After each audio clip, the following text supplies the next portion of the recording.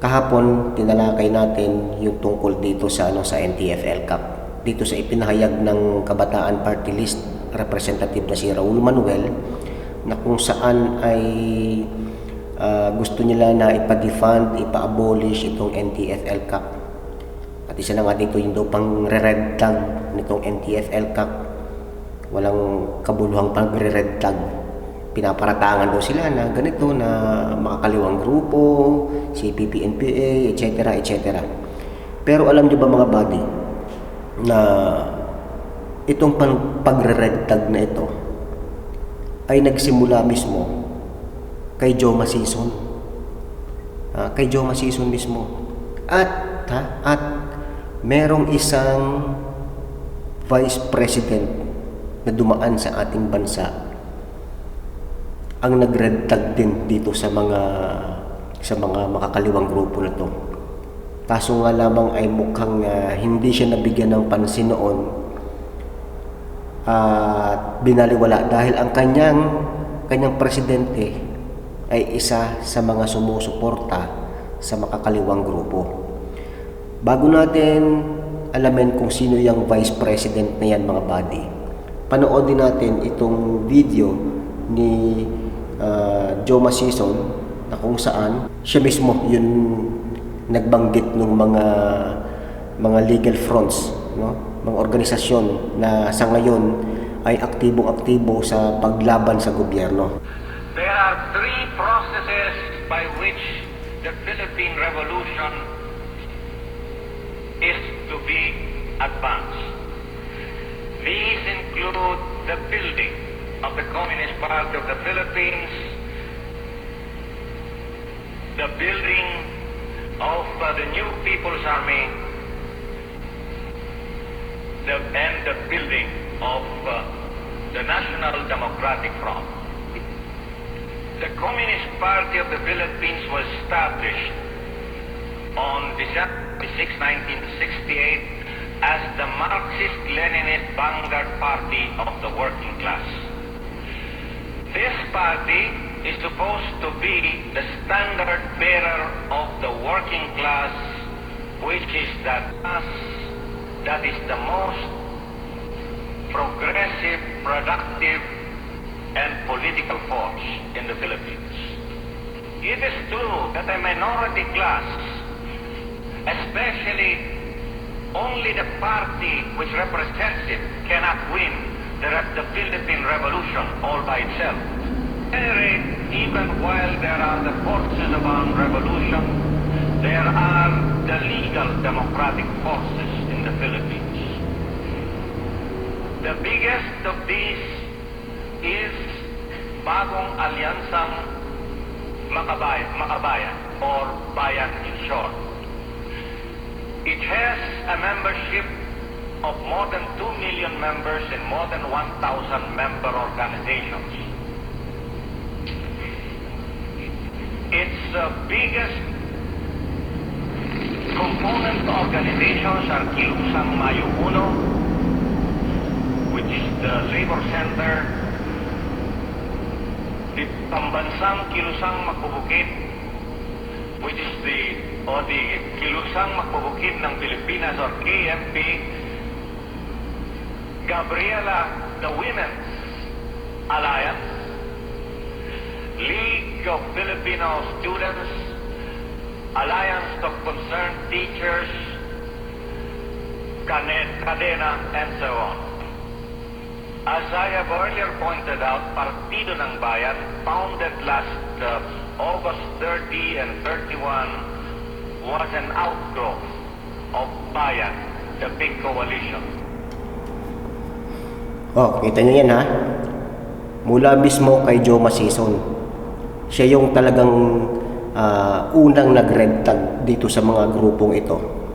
Na kung saan ngayon, ibinibintang naman itong mga grupong ito sa mga organisasyon na nasa gobyerno, kagaya nitong NTF-L Cup, na sila daw yung nagre-red tag sa kanila. Bakit hindi nila ngayon makondena itong si Joma Sison? Ang tinutukoy ko mga buddy ay walang iba kundi si Vice President Salvador Laurel. Siya yung siya yung naging Vice President ni Cory Aquino noong 1986, 87. So ang title pala nito ay Doy Laurel's Red List. Ayan siya. Yan. So ang gawin natin mamaya, i-post na rin natin dito, ilagay natin yan. Ito yung sabi ni Vice President Doy Laurel. We must unmask the tactics of the communists as they pretend to negotiate a temporary truce or a permanent amnesty, or when they say they are ready to join the government as members of a broad coalition of political groups or parties. Experience has shown that communists never enter into such compromise except as a temporary expedient. Yan. Kasi yung mga pistok na yan, while they are biding their time for the realization of their goal, which is also to seize power and dominate and control the national society. Kaya hindi po dapat nating paniwalaan kapag sinasabi na kailangan may peace talks. Hindi po Ginagamit lang po nila itong alibay. So itong quotation na to ay mula po kay Vice President Doy Laurel sa speech niya, na yes to democracy, no to communism. His serious warning, his unwavering stance on the dangers of communism in the country is one important lesson we should derive from the past. So ganito pala nangyari. Noong September 29, 1987, itong si Vice President Salvador Laurel ay nagbigay sa Senado ng isang selyadong sobre na kung saan ito pala ay may listahan ng 100 mahigit na left-leaning, hindi ibig sabihin ay talagang komunista, left-leaning officials in the Aquino government. So nandoon nakalista pala yun sa isang selyadong sobre. Mahigit 100 na left-leaning na mga government officials ni Cory Aquino. Okay? Sa kanyang testimonya sa Senado, so siya pala ay sa Committee on Justice and National Defense, Vice President Laurel said among those in the list, yung mga nandoon sa listahan ay mga opisyal sa pinakamataas na gobyerno kagaya ng Office of the President. Yan. Meron sa Senate, meron din sa House, and meron din sa gabinete. Realizing the far-reaching implications of the so-called Red List. So tinawag na Red List pala ito. Allies of President Aquino in the Senate tried to contain the political fallout of the NICA report. So parang ayaw nilang ilabas. At dinismiss nila at sinasabi na ito ay walang kabuluhan. Yung ipinasang yun na selyadong sobre ni VP Laurel. So a storm of criticism followed, with the press labeling Doy Laurel as one of the ultra-rightist in the country. Yan po ang nangyari. Kumbaga dinenied. Sinasabi pa nga dito there is a postscript to this story. The NICA chief denied that an official list had ever existed.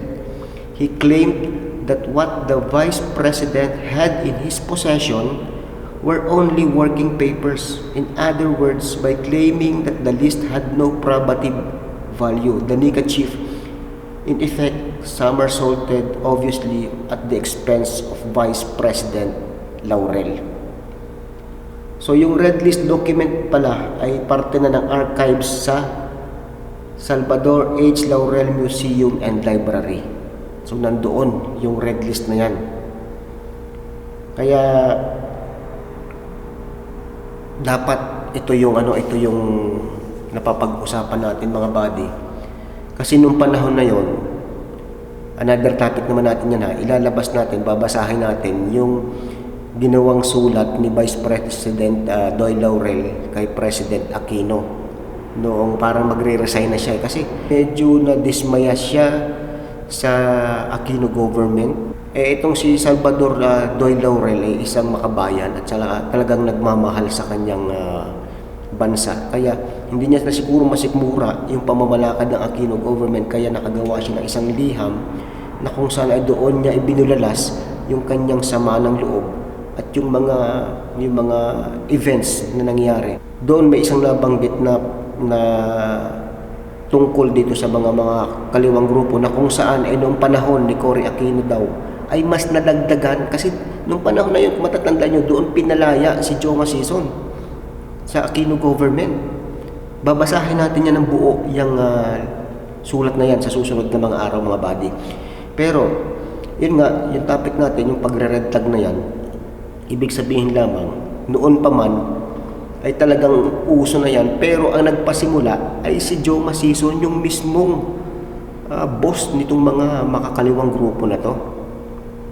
At ito nga, noong sinubukan ni Vice President Doy Laurel na isiwalat kung sino yung mga nakalista na mga government officials from the office of the President, sa pangunguna yan ni Cory Aquino. Binaliwala ito at sinabi na walang halaga itong mga nakalista dito. Ganun katindi. Kung sino yung nagsasabi ng katotohanan, kung sino yung nagbubulgar ng mga kasamaan nitong mga CPP, NPA, NDF, itong mga komunista na to, sila yung hindi pinaniniwalaan ng tao. At yan ngayon ang nararanasan ng NTF-ELCAC, na sila yung nagbibigay ng impormasyon, ipinapaliwanag nila. May mga ibang tao na nagigising na sa katotohanan, may mga ibang tao na patuloy pa rin na nagbubulag-bulagan. At ito ngang mga kagaya nitong mga nasa gobyerno na kung saan ay pilit pa rin na ipinaglalaban itong mga gawain ng mga kaliwang grupo, pati ng kanilang mga front organizations. Sinasabi nila na nire-red tag sila. Bakit hindi nila makondena kung sino yung unang nag-red tag dito sa mga grupo na to, dito sa mga anak pawis? Binanggit na mismo ni Joma Sison, di ba? So yun lang, mga buddy. Kaya noon pa man, hindi lamang sa panahon ni PRRD nagkaroon ng problema sila sa pagitan ng Vice President, pati na rin doon sa panahon ni Cory Aquino at saka ni Doy Laurel. Hindi rin sila magkasundo, pero hindi sumama sa oposisyon itong si Doy Laurel. Nabanggit niya yan sa kanyang liham. Bagkus ay sinikmura na lang siguro niya itong Aquino government hanggang dumating doon sa point na hindi na niya na makaya, kaya nakagawa siya ng isang liham. Yan ang ating pag-usapan sa isang araw, mga buddy. Okay? Basta tayo walang iwanan para sa bayan. Muli po, ito si Iman Supremo. Maraming salamat.